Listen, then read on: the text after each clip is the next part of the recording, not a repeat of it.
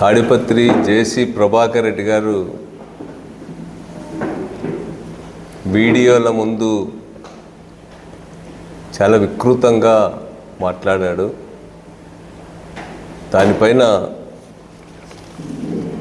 ఈరోజు ప్రధానంగా press meet పెట్టడం జరుగుతూ ఉంది.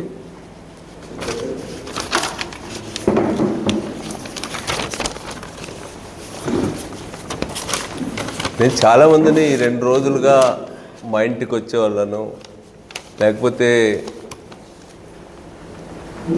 ఆ యొక్క వీడియో ప్రభాకర్ రెడ్డి గారి వీడియో చూసిన వాళ్ళు ఫోన్ చేసినప్పుడు వాళ్ళందరినీ మాట్లాడా, ఏం చెప్దాం ప్రభాకర్ రెడ్డి గారి మీద అని చెప్పంటే వాళ్ళు ఏమంటున్నారంటే,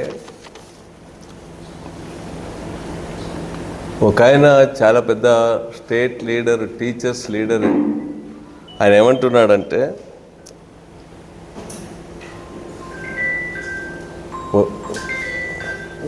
వదిలేద్దామన్నా పేడ పైన రాయేసి చిట్లించుకోవడం ఎందుకన్నా, మనము మర్యాద ఉన్న వాళ్ళం అనేటువంటి పద్ధతిలో ఉన్నాడు. ఇంకో పల్లెల వాళ్ళు వచ్చిన వాళ్ళు ఏమన్నారంటే, ఆయనకి పిచ్చి పట్టిందన్నా, ఆయన మీద ఏమి వదిలేద్దామన్నా, ఎందుకు మాట్లాడాలి ఆయన మీద అన్నా. ఇంకొక ఆయన ఏమన్నాడంటే, ఆయన అన్నీ వదిలేసినాడు, ఆయనకు మనం సమాధానం చెప్పేదన్నా, మనం ఏదో మర్యాదగా ఉండేవాళ్ళం అనేటువంటి పద్ధతుల్లో మాట్లాడాలి. అట్లా ఎవరికి ఫోన్ చేసినా కూడా ఆయన ప్రెస్ మీట్ చూస్తే అందరూ నవ్వుకుంటారు, లాఫింగ్ స్టాక్ అయిపోయినాడు ప్రభాకర్ రెడ్డి గారు అనేటువంటి మాట మాట్లాడుతూ ఉన్నారు. అంటే చాలామంది ఏమంటున్నారంటే, ఒక పనికిరానివాడు, పిచ్చివాడు, తిక్కోడు, ఆయనతో పాటు మనం ఎందుకు ఎగరాలన్నట్టుగా మాట్లాడుతున్నారు. కొంతమంది మాత్రం చాలా గట్టి రిప్లై ఇవ్వాలనేటువంటిది చెప్తా ఉన్నారు. అంత దారుణంగా మాట్లాడడం ఏంది, మేము సహించలేకపోతున్నాం, మా ఊళ్ళో అందరం లారీ వేసుకొని పోదాం అనంతపురికి అని అంటున్నారని చెప్పి ఒక సర్పంచ్ మాట్లాడారు. అట్లాంటి రియాక్షన్స్ ఉన్నాయి. ఈ ప్రెస్ మీట్ పైన చాలా విస్తృతమైన చర్చ జరిగింది. రాష్ట్ర వ్యాప్తంగా కూడా చాలా పెద్ద ఎత్తున యూట్యూబ్ ఛానల్స్లో కానీ, లేకపోతే సోషల్ మీడియాలో కానీ ఇవన్నీ కూడా పెద్ద ఎత్తున వాళ్ళు ముందుకు తీసుకుపోయారు. కానీ నేను చెప్పేది ఏమంటే, పెద్దారెడ్డి గారు, ప్రభాకర్ రెడ్డి గారు మాట్లాడిన పదజాలాన్ని మేము కూడా ఉపయోగిస్తే ఈయన మీకు కూడా ఏమైనా పిచ్చేమన్నా అంటారు. అంటే ఎవడు కూడా అట్లా దిగజారి మాట్లాడాలా పాలిటిక్స్లో అని చెప్పి ఎవరు కూడా కోరుకోవడం లేదు. ఎందుకంటే పాలిటిక్స్ అంటే ఈ ప్రెస్ మీట్లు ఇవన్నీ అంటే నేను ప్రభాకర్ రెడ్డో, నేను అనంత వెంకటరామరెడ్డో, పెద్దారెడ్డో చూసేది కాదు. ఇది వేల మంది ఈ యొక్క యూట్యూబుల్లో లక్షల మంది చూశారు. వాళ్ళలో ఇంజనీర్స్ ఉంటారు, డాక్టర్స్ ఉంటారు, సైంటిస్టులు ఉంటారు, ఎంతమందో మేధావులు ఉంటారు, ఎంతమందో ప్రజాతంత్ర ప్రియులు ఉంటారు, ప్రజా జీవితంలో దశాబ్దాల పాటు గడిపినటువంటి వాళ్ళు అందరూ కూడా అబ్జర్వ్ చేస్తూ ఉంటారు. అందుకనే ఏదో ప్రభాకర్ రెడ్డిని ఆయన వాడిన పదజాలాన్ని నేను వాడాలని చెప్పి నేను అనుకోవడంలా. నేను ఒక్కసారి ప్రభాకర్ రెడ్డిని కూడా అడుగుతూ ఉన్నా, ఒకసారి నువ్వేం మాట్లాడావో, ఎంత వికృతంగా, ఎంత నీచంగా, ఎంత దారుణంగా మాట్లాడినావో ఒక్కసారి నీవు మాట్లాడింది నీవే చూసుకో, నీకైనా సాటిస్ఫాక్షన్ అవుతుందా అని చెప్పి అడుగుతున్నా. లేకపోతే మీ కుటుంబ సభ్యులు అందరి సమక్షంలో చూడు, వాళ్ళు ఎవడైనా బాగా మాట్లాడినావనే మాట అంటారా, ఈ విధంగా మాట్లాడరాదనేటువంటి మాట అంటారా అని నేను అడుగుతా ఉన్నా. ప్రభాకర్ రెడ్డి గారు నన్ను మా నాన్న మా అమ్మే పరుషంగా ఎప్పుడు తిట్టలా. నా దగ్గర ఉన్న డ్రైవర్స్ని కూడా 30 ఏళ్ళు 40 ఏళ్ళు నా దగ్గర పనిచేసిన పిల్లలు ఉన్నారు. ఒక్కసారి కూడా వాడిని రా అని కూడా ఎప్పుడు మాట్లాడాను నేను. అట్లాంటిది అబ్బా అంటావు, ఆనా కొడుకులు అంటావు, ఈనా కొడుకులు అంటావు, ఎందుకంత దురహంకారం అని చెప్పి నేను అడుగుతా ఉన్నా. ఏం నీ అహంకారం? డబ్బులు ఉన్నాయనే కదా. అక్రమ వ్యాపారాలు చేసి కోట్ల రూపాయలు సంపాదించి పాలిటిక్స్లో నెలవారీ జీతాలు ఇచ్చి 200-300 మందికి తోడేళ్ళ మాదిరిని ఎంట పెట్టుకొని తిప్పుతూ నీ ఇంటి మీదకి వస్తాం, నా ఇంటి మీదకి వస్తాం అని చెప్పి బెదిరించుకుంటూ తిరుగుతున్నావు. నువ్వు డబ్బు లేకుండా ఒక్కరోజైనా రాజకీయం చేయగలవా అని చెప్పి నేను అడుగుతా ఉన్నా. వాళ్ళ ఇంటి మీదకి వీళ్ళ ఇంటి మీదకి వస్తా అంటావు. వాడు జమ్ముల మడుకు పో, నీ జనాన్ని అంతా వేసుకొని పోగలవా నువ్వు? మేమేం నీ మాదిరి గుంపులు వేసుకొని తిరిగే వాళ్ళం కాదు. ఇన్నేళ్ళ రాజకీయాల్లో మహా అంటే 5 మంది 6 మంది పోతాం మేము ఎక్కడికి పోయినా కూడా. ఇవన్నీ చూసిన వాళ్ళమే మేము. చాలా భయానక వాతావరణంలో కూడా పనిచేసాం మేము. మా పైన లేని కేసులు లేవు. 302 చూసాం, 307 చూసాం, ఇంకా ఎన్ని ఉన్నాయో అన్ని కేసులు చూసాం. ఒక ఆడపిల్లలు రేప్ కేసులు తప్ప అన్ని కేసుల్ని ఎదుర్కొన్న వాళ్ళం మేము. ఎన్నో స్ట్రగుల్స్ ద్వారా బయటకు వచ్చినటువంటి వాళ్ళం మేమందరం కూడా. నువ్వు బెదిరిస్తే బెదిరే వాళ్ళం అనుకుంటున్నావా? ఏమనుకుంటున్నావు నువ్వు అసలు? ఏం నీ వికృత చేష్టలు? అది ఏమి నీ ఆ చేతులు తిప్పడం ఏమి, గడ్డము తిప్పడం ఏంది, మీసాలు తిప్పడం ఏంది? ఎందుకంత వికృతంగా ప్రవర్తిస్తున్నావు అని చెప్పి నేను అడుగుతా ఉన్నా.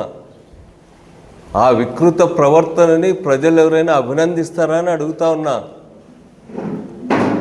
నేను అంత చదివినా ఇంత చదివినా అన్ని భాషలు వచ్చు, ఇన్ని భాషలు వచ్చు, ఏం కాల్చుకుది నాకు అవన్నీ? సభ్యత లేదు, సంస్కారం లేదు, ఒక నమ్రత లేదు, వినయం లేదు.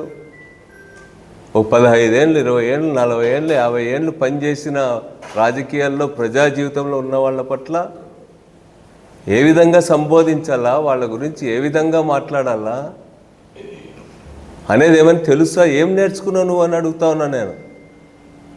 ఇన్నేళ్ళ రాజకీయం చేసినాం. మా తాత, మీ తాత, మీ నాయన వాళ్ళ గౌరవాన్ని ఏమన్నా నువ్వు ముందు తీసుకుపోయేటట్టు ఉందా నీది?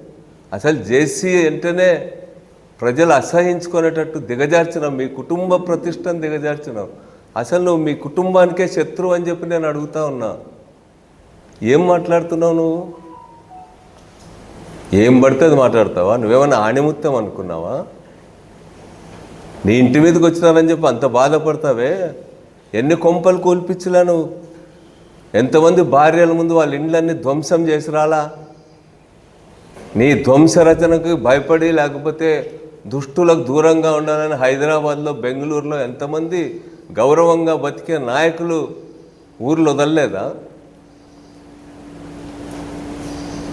అనంత వెంకటరామరెడ్డి గారిని మాట్లాడతావు, రంగయ్య గారిని మాట్లాడతావు. దమ్ముడికి పనికి రారండి. దమ్ముడికి పనికి రాని ఉన్న చేతుల్లో నువ్వు ఓడిపోలేదా? రంగయ్య గారి చేతిలో వాళ్ళకి ఏమన్నా మీ మాదిరి ఏమన్నా అట్లాంటి దోపిడీ దొంగతనాలు చేసేటువంటి వాళ్ళు ఏమన్నా ఏం పడితే అది మాట్లాడతారా? నేను అడుగుతా ఉన్న పోలీసులను కూడా, వాళ్ళు మాట్లాడే స్పీచెస్, వాళ్ళు వీడియోల్లో మాట్లాడుతున్న తీరు వల్ల జిల్లాలో లా అండ్ ఆర్డర్ ప్రాబ్లం రాదా అని చెప్పి నేను అడుగుతా ఉన్నా. ఫ్యాక్షన్ పెరుగుదలకు దారి తీయదా? అది ఉద్రిక్తతలకు దారి తీయదా అని అడుగుతా ఉన్నా. ఇదేమన్నా వీధి పోరాటాల రాజకీయం అంటే? ఛాలెంజ్లు చేసుకొని వీధి నాటకాలు అనుకున్నావా నువ్వు? నీ మాదిరి మేము మాట్లాడలేమా? నీకంటే మేము చిన్నవాళ్ళమైనా మేము మాట్లాడితే ఏం తల ఎక్కడ పెట్టుకుంటావు నువ్వు అని అడుగుతా ఉన్నా. ఇప్పటికి కూడా మేము నీ వయసు పట్ల మాకంటే పెద్దోడు కదా అనే చూస్తూ ఉన్నాం. కానీ ఈ విధంగా ప్రవర్తిస్తే ఎన్ని రోజులు సహిస్తారు జనం అని చెప్పి నేను అడుగుతా ఉన్నా. ఏదో ఆణిముత్యమైనట్టు మాట్లాడుతున్నాడు. ఎక్కడి నుంచి వచ్చినా నీకు అన్ని కోట్ల రూపాయలు? మా కుటుంబం అంటారు. ఎవడైనా మాట్లాడినారా? దివాకర్ రెడ్డి గారు ఎన్నిసార్లు నేను ఇంటికి పోయా కాంగ్రెస్ లీడర్గా ఉన్నప్పుడు, రమ్మా కూర్చో విశ్వ అని చెప్పి దగ్గర పిలుచుకొని మాట్లాడేవాడు. తనే మా ఇంటికి వచ్చినాడు 1-2 సార్లు. విశ్వ ఎన్ని రోజులు ఎట్లుంటావు అని చెప్పి. నీవేంది? నీ కుటుంబాన్ని గౌరవిస్తావా? నీ అన్నను గౌరవిస్తావా? నీ అన్న కొడుకులను గౌరవిస్తావా? ఏం నీ సంస్కృతి? అసలు కనీసం నాగరికత తెలుసా నేను అడుగుతా ఉన్నా. సమాజం అంటే భయం ఉందా? సమాజం అంటే గౌరవం ఉందా? సభ్యత ఉందా? ఏమి నీ అహంకారం, అంత దురహంకారం అనేకి? నువ్వు డబ్బులుండి పాలిటిక్స్ చేసినావేమో, డబ్బులు ఖర్చు పెడితే నీ వెనక జనం వస్తారేమో. మేమందరం కూడా పైసా లేకుండా జేబుల్లో తిరిగిన వాళ్ళము, ప్రజాభిమానంతో రాజకీయాలు చేసినటువంటి వాళ్ళము. నీలాగా డబ్బులు ఇస్తేనే ఎంట రారు మాకు జనం. నీది ఒక రాజకీయమా అని చెప్పి నేను అడుగుతా ఉన్నా. ఎంత చీదరించుకుంటున్నారో మిమ్మల్ని చూసి అని చెప్పి నేను అడుగుతా ఉన్నా. అసలు నీ వైఖరి నీ పార్టీ కన్నా సహాయం చేస్తుందా అని అడుగుతా ఉన్నా. మీ ఇంటి మీద ఏదో జరిగినప్పుడు మేమందరం రాలేదంటారు. మీ పార్టీ వాడు ఒకడైనా వచ్చినాడా నిన్ను మాట్లాడిచ్చేకి? మీ ఇంటి మీద ఏదో జరిగిందంటున్నావు కదా, అప్పుడు ఎందుకు రాలా? ఎవరికి పట్టలా నీవంటే? నీ వల్ల వాళ్ళ పార్టీకి ఏమి ప్రయోజనం లేదనేటువంటిది కూడా వాళ్ళకి అర్థమవుతున్నట్టు కనిపిస్తూ ఉంది. ఇదే సందర్భంలో నేను పోలీసులను అడుగుతా ఉన్నా, ఇంత విచ్చలవిడిగా బహిరంగంగా బూతులు మాట్లాడుతూ అడ్డదిడ్డమైనటువంటి మమ్మల్నే కాదు, మీ పోలీస్ ఆఫీసర్స్ని, మీ కానిస్టేబుల్ని, లాయర్స్ని, సమాజంలో ఉన్న ప్రతి ఒక్కరిని కూడా నోటికొచ్చినట్టు ఏఎస్పీ స్థాయి ఆఫీసర్ని కూడా మాట్లాడుతూ ఉంటే మీరు స్పందించకపోతే ఎలా అని చెప్పి నేను అడుగుతా ఉన్నా పోలీసుల్ని. లా అండ్ ఆర్డర్ దిగజారడానికి తోడ్పడదా ఇది? కేసు పెట్టండి. ఏం అధికారంతో మా పైన మాట్లాడుతూ ఉన్నాడు? మా అందరిపైన పార్లమెంట్ సభ్యులుగా పనిచేసిన వాళ్ళు, ఎమ్మెల్యేలుగా పనిచేసిన వాళ్ళం, ప్రజా జీవితంలో 10 సంవత్సరాలు పనిచేసిన వాళ్ళని నోటికొచ్చినట్టు మాట్లాడితే శాంతి భద్రతల సమస్య రాదా అని చెప్పి నేను అడుగుతా ఉన్నా. అదుపు చేయండి. మేము ఒక పూట రోడ్డు పైన కూర్చుంటే మా పైన కేసులు పెడతా ఉన్నారే. మా వాడు సోషల్ మీడియాలో ఏదైనా చిన్న వాక్యం పెడితే తప్పుడు కేసులు పెట్టి వేధిస్తూ ఉన్నారే. బహిరంగంగా మాట్లాడుతూ ఉంటే పోలీసులు కనపడదా అని చెప్పి నేను అడుగుతున్నా. ప్రభుత్వాన్ని కూడా ఒకటే అడుగుతా ఉన్నా, మీరు తెలుగుదేశం పార్టీని కూడా అడుగుతా ఉన్నాం, ఈయన ఏమన్నా బ్రాండ్ అంబాసిడరా మీకు అని చెప్పి అడుగుతా ఉన్నా. ఇట్లాంటి వాళ్ళు 10 మంది ఉంటే మీ పార్టీ సర్వనాశనం అవుతుంది. ఒక్కసారి ఆలోచించుకోమని చెప్పి నేను కోరుతా ఉన్నా. అసలు ఈయన పట్ల మీ వైఖరి ఏమని అడుగుతా ఉన్నా. ప్రభాకర్ రెడ్డి గారి మాట తీరుపైన, ప్రభాకర్ రెడ్డి గారి రాజకీయాలపైన, ప్రభాకర్ రెడ్డి గారి అరాచకం పైన, నిరంకుశత్వం పైన, దురహంకారం పైన మీ వైఖరి ఏమిటో చెప్పమని నేను తెలుగుదేశం పార్టీ వాళ్ళని అడుగుతా ఉన్నా. రోడ్లో పల్లెల్లో ఉంటాయి, బలిసిపోయి దిబ్బలు తవ్వుకుంటా మట్టి కుప్పల్ని కాళ్ళతో లేపుకుంటూ తిరుగుతూ ఉంటాయి. వాటికి మీకు ఏం తేడా ఉందని చెప్పి నేను అడుగుతా ఉన్నా. బరి తెగించినారు మీరు. పల్లెల్లో అంటూ ఉంటారు, సాయంత్రం పూట అయితేనే తిట్టి తిరుగుతూ ఉంటారు కొంతమంది, ఊరూరు ఇల్లు ఆ తలుపు తట్టుకుంటూ ఈ తలుపు ఏమంటారు? ఈరోజు చాలా ఎక్కువైపోయింది వీడికి, ఇంత తాగేసినాడు అంటూ ఉంటారు. అట్లా వాళ్ళని ఏం చేస్తారు? అందుకని నేను ఒక్కటే అడుగుతా ఉన్నా, ఇన్నేళ్ళు 60 ఏళ్ళ రాజకీయాల్లో ఏం నేర్చుకున్నావు నువ్వు అని చెప్పి నేను అడుగుతా ఉన్నా. ఎదుటివాడిని గౌరవించడం తెలీదు, పెద్దల్ని గౌరవించడం తెలీదు, సభ్య సమాజం పట్ల ఒక గౌరవం లేదు నీకు, దురహంకారం. అసలు నీకు కుసంస్కారి నువ్వు అని అడుగుతా ఉన్నావు. సంస్కారం తెలుసా?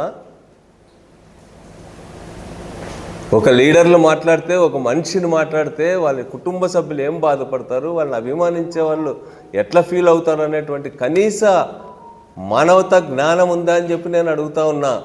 ఏం పడితే అది మాట్లాడతావా? ఏం చేస్తావు నువ్వు? 20 జీపులు వేసుకొని వస్తావు అంతే కదా. మేము 5 మంది నలుగురే తిరుగుతూ ఉంటాం. మాకేం అట్లా నీ మాదిరి జనాన్ని వేసుకొని తిరిగే అలవాటు కూడా లేదు. అయినంత మాత్రం భయపడతామా? అన్నీ చూసినాం మేము కూడా. మా నాన్న మా తమ్ముడు హత్య గావించబడిన 2వ రోజే నడిచి తిరిగిన పల్లె పల్లె ఇల్లు తిరిగి జనాన్ని సమీకరించి ఎస్పీ ఆఫీస్ ముందు 100 మందితో ధర్నాలు చేశాం. భయపడలా. మాకు అప్పుడు జీపులు లేవు, మోటార్ బైకుల్లో తిరిగిన మా గన్మెన్ ఎక్కించుకొని మోటార్ బైకులో తిరిగి భయానక వాతావరణాల్లో పనిచేసినాం. హత్యలు జరిగిన 2 నెలలకే మా పార్టీ జిల్లా సెక్రటరీగా కమ్యూనిస్ట్ పార్టీలో పెడితే 1.5 సంవత్సరంన్నర చేపల మీద ఆఫీసులో పడుకున్నాం. ఈ కష్టాలన్నీ కూడా మేము చూసిన వాళ్ళం. మేము ప్రజాభిమానంతో రాజకీయాలు నడిపేవాళ్ళం కాదు, నడిపేవాళ్ళం. నీ మాదిరి దురహంకారంతో, డబ్బులతో, అక్రమ వ్యాపారాలతో, అక్రమ సంపాదనతో, దందాలతో పాలిటిక్స్ నడిపేవాళ్ళం కాదు. అందుకనే మాకేం భయం లేదు ఇట్లాంటివన్నీ కూడా. నేను అందుకనే విజ్ఞప్తి చేస్తున్నా, విఘ్నులందరూ కూడా ఇట్లాంటి వాటిని సమాజం నుంచి వెలివేయాల ప్రజలు.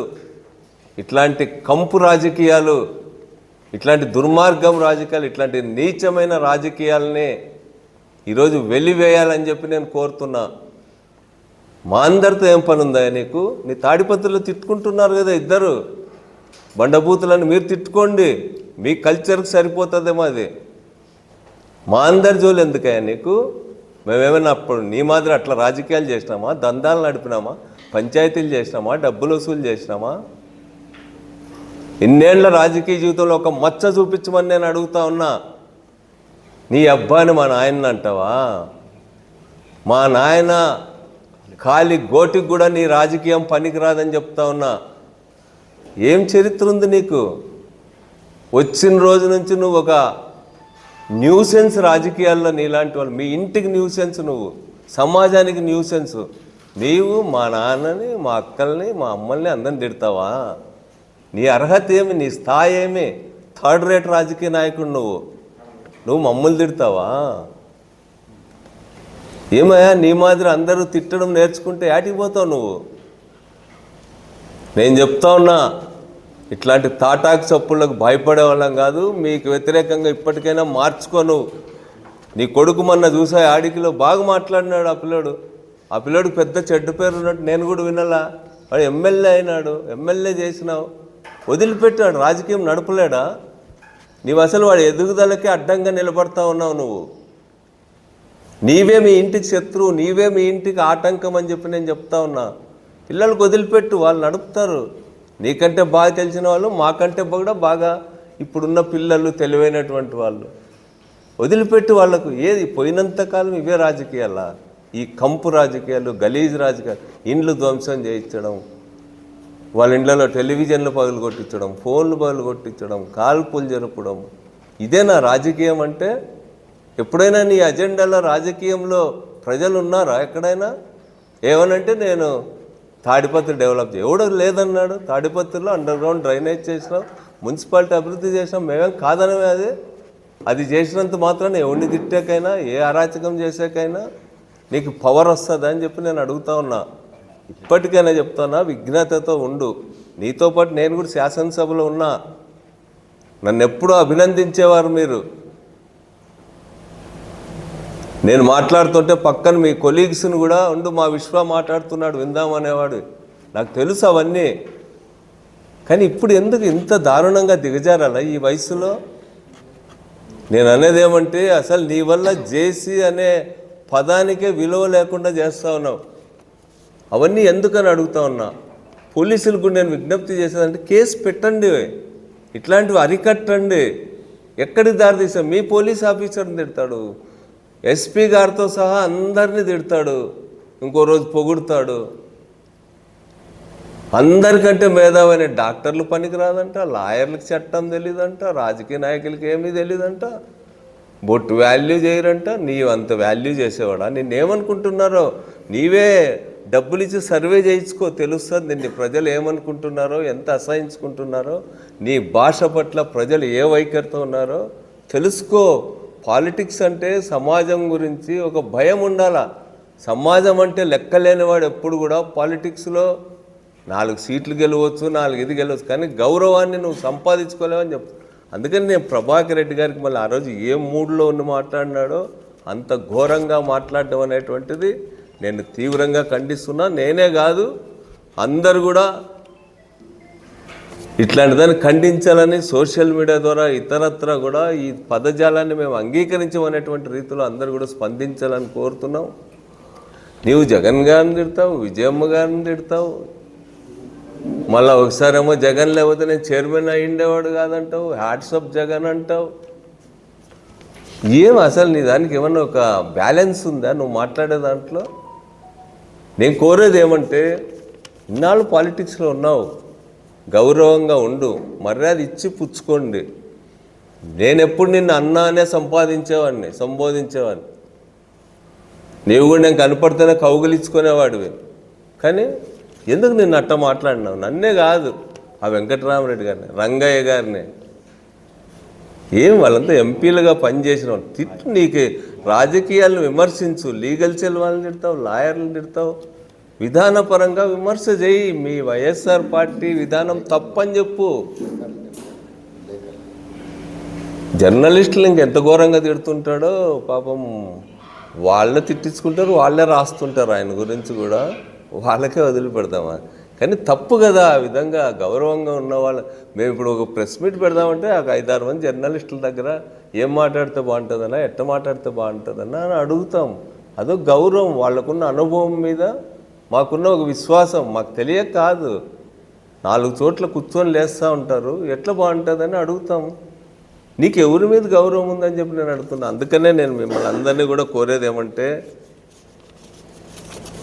ఇట్లాంటి రాజకీయాల్ని అందరూ వ్యతిరేకించాల్సినటువంటి అవసరం ఉంది. ముఖ్యంగా ప్రజానీకానికి, డెమోక్రటిక్ ఫోర్సెస్ని అడుగుతున్నాం. మేము ఇంకొక ప్రెస్ మీట్ కూడా నువ్వు ఈరోజు పెట్టొచ్చు, పోయి ఇంకా బూతులు తిట్టొచ్చు. కానీ ఎందుకు కంప మీద రాయి ఎందుకు వేస్తావు అంటున్నారు కొంతమంది. నేను అడుగుతాను, ఈ కంపుని అట్లే వదిలిపెడితే దుర్వాసన కొట్టి మొత్తం అక్కడున్న ప్రజలంతా కూడా రోగగ్రస్తులను చేస్తుంది అది. అందుకని దీన్ని ఎవడో ఒకటి ఆడవతే ఎదుర్కోవాల్సిందే, ఎదుర్కొంటాం. ఈరోజు కాదు, ఇప్పటికైనా మీరు ఆపుకోకపోతే వేల మందిని సమీకరిస్తాం, ప్రజల్లోకి పోతాం. ఇట్లాంటి హింసా రాజకీయాలు, ఇట్లాంటి అప్రజాస్వామిక రాజకీయాలు, నిరంకుశ రాజకీయాలు, దిగజారుడు రాజకీయాలకు వ్యతిరేకంగా ప్రజాభిప్రాయాన్ని కూడగడతాం. తెలుగుదేశం పార్టీ రాష్ట్ర నాయకత్వాన్ని కూడా ఆలోచింపజేసేటట్టు ఈ స్ట్రగుల్ని ముందుకు తీసుకుపోతాం. తొందరలోనే మా జిల్లా పార్టీ చర్చించుకొని వీటన్నిటిని మాట్లాడతాం అనేటువంటి విషయాన్ని కూడా తెలియజేస్తా ఉన్నాం.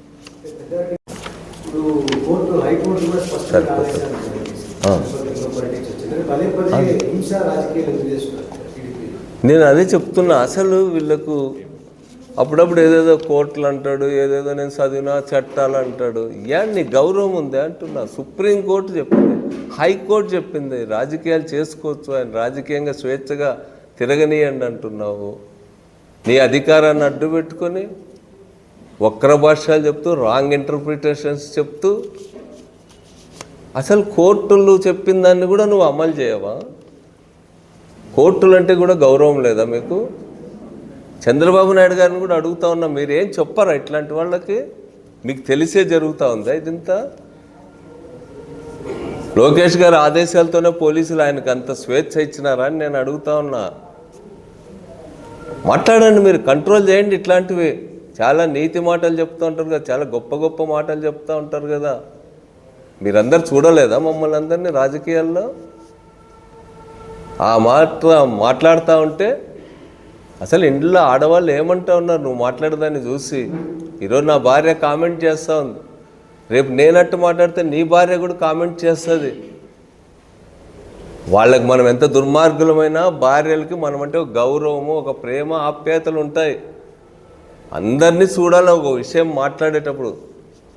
ఏదో ఇంత మీసాలు ఉన్నాయి, ఇంత గడ్డం ఉంది, డేరా బాబాని ఆదర్శంగా తీసుకొని ఈరోజు నడుస్తూ ఉంటే దాన్ని ఎవడు అంగీకరించరు. మీ ఇంట్లో వాళ్ళు కూడా అంగీకరించరు అని చెప్పి నేను చెప్తా ఉన్నా. అందుకనే ఇప్పటికైనా మళ్ళా మీసాలు దువ్వద్దు రేపు ప్రెస్ మీట్ పెట్టి. లేకపోతే నీ వెనక తోడేళ్ళు ఉన్నాయి, నువ్వు అక్రమ వ్యాపారాలు చేస్తూ జీతాలు ఇచ్చి పోషిస్తున్న వాళ్ళతో ప్రెస్ మీట్లు పెట్టి తిట్టియొద్దు. మంచి రాజకీయాలు చేద్దాం.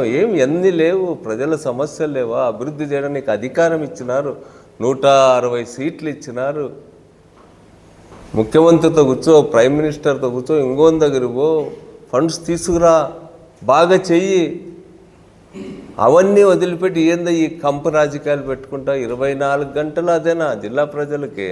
ఇంకో సమస్య లేదా? రేపు పంటలు పండుతాయో లేదో, ఎల్లినైనా వస్తుందేమో, ఎరువులు లేవు, ఇంకోటి లేదు. ఇన్ని సమస్యలు పెట్టుకొని నా కొడుకు అనుకుంటూ తిరుగుతావా రోడ్లో? నువ్వేమన్నా రాజకీయ నాయకుడు అని చెప్పి నేను అడుగుతా ఉన్నా. మార్చుకో, విఘ్నత ప్రదర్శించు. చదువుకున్నావు, ఆ చదువునేదో కొద్దిగా నాగరికంగా ప్రవర్తించేది నేర్చుకో అని చెప్పి నేను విజ్ఞప్తి చేస్తున్నా.